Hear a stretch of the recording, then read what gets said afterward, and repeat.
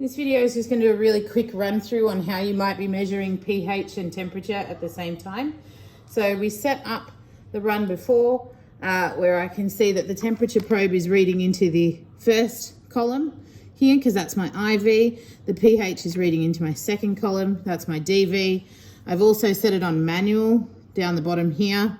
So when I press start, what happens is I get two readings straight off my pH probe, which is being calibrated, and also my temperature probe just behind it, which is also there. So it's saying at the moment the temperature of this water is 19.5 degrees and the pH at this temperature is 7.35. So what I would do is I would start to heat up this beaker. As I heat up this beaker, you could do that a number of ways. I'm not going to tell you how to do that. Whenever I get to the temperatures that I want to measure, I'm just going to press the little green tick and it takes a measurement and it goes through to the next one. So then I see that the next measurement, so say I'm just going to move this away so you can see that it does move. Let's bring this a bit closer.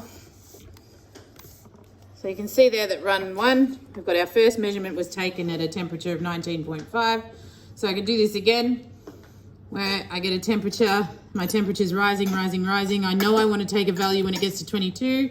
So I try and time it so that it takes a measurement when it gets there. Yeah, I would be heating it up, heating it up. I'm just doing this with my hands. When it gets to the next temperature, 28, I press the tick. And you can see how it's giving me at this temperature, this is what the pH is. So that'll do that for you. When you've finished taking all of your temperatures for a particular run, you press stop. Yeah, and then it gives you that table there. You can also, next time you press start, you'll notice it all resets itself back to the beginning. So this time you might do your second solution. You would put them in together. Let your temperature get where you want it to get to. Whenever your temperature reaches the temperature you want, you press the tick, so on. Yeah, so you go through, press your ticks, get your data.